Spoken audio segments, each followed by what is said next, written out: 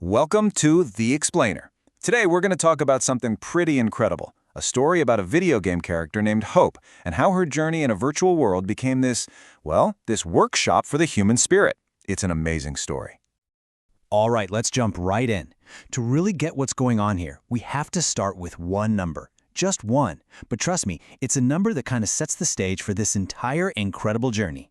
So there it is, almost 90,000 kilometers. That's the distance this one avatar, Hope, walked inside a video game. I mean, that number is so huge it's almost hard to wrap your head around, right? On its own, it's just a number. So let's try to put that into perspective. We're talking about walking the entire circumference of the Earth, more than twice. Think about those famous grueling treks like the Oregon Trail or the Appalachian Trail. Hope's journey? Yeah, it was more than 25 times longer than either of them. This was not just someone playing a game. This was something else entirely, like a digital pilgrimage. And that's really the heart of it, you know? This was never about getting a high score or beating a level. The person who created Hope, she did it for a deeply personal reason. Hope became this powerful symbol for her, a way to deal with some serious real-life health challenges. She was an anchor, a constant, walking reminder to just not give up. So you've got to be wondering, right? What kind of game is this? What kind of digital world is the setting for a quest this profound? Well, it's probably not what you're thinking. The game is called The Trail, and its design is everything. This isn't some fast-paced action game with explosions and boss fights.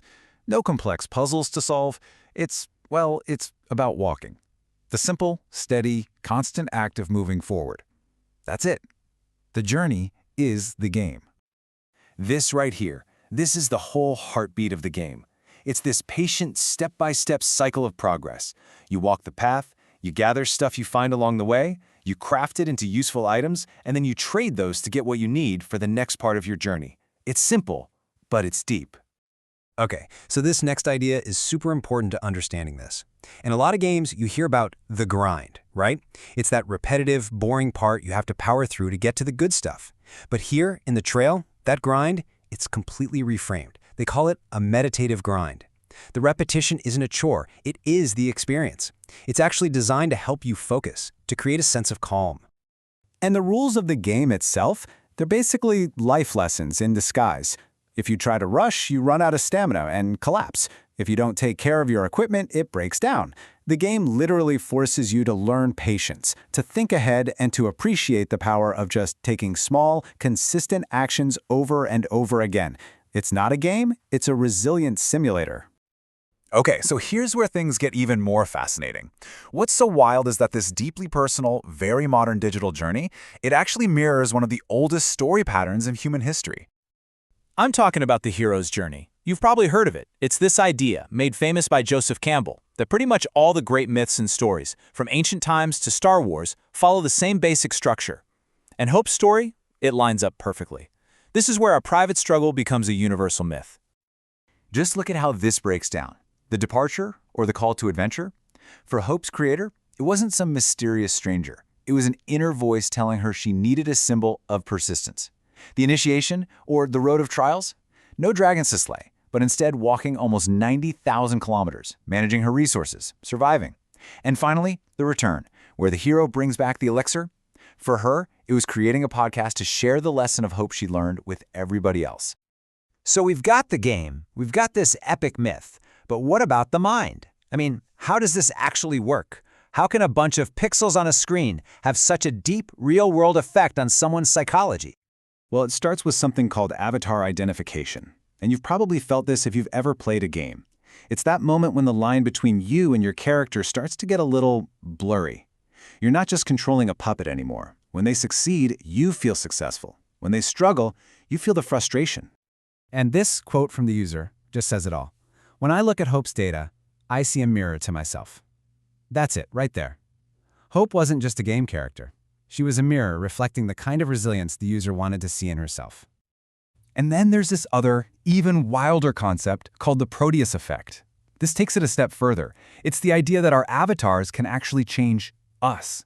So research has shown that if you're given a taller avatar in a virtual world, you tend to act more confidently in real life. It's not just that we control them. In a way, they change us too. We start to conform to who they are. And that brings us to the real aha moment here. The user said, "I'm not just controlling hope, I'm practicing being hope." Think about that. By creating an avatar whose entire existence was about perseverance, she was basically putting herself through resilience training. Every single step in that game was practice, a rehearsal for being hopeful in the real world. So, where does all this leave us? What's the big takeaway from this incredible digital journey? What did Hope's long walk really mean? Well, first off, let's just look at the scale of this one more time. Seeing it laid out like this, next to famous real-world treks, it just hits different, doesn't it? It drives home that this wasn't some casual thing.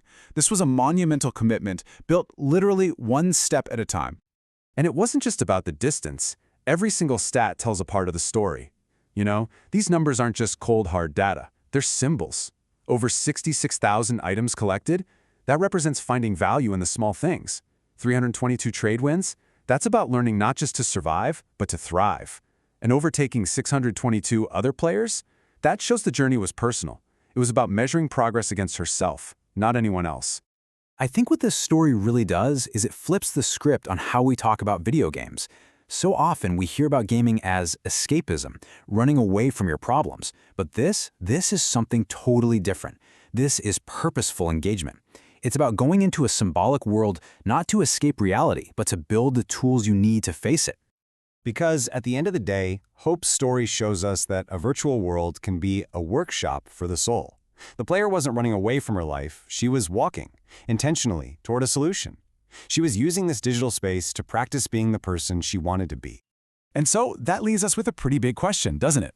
It's a question for all of us.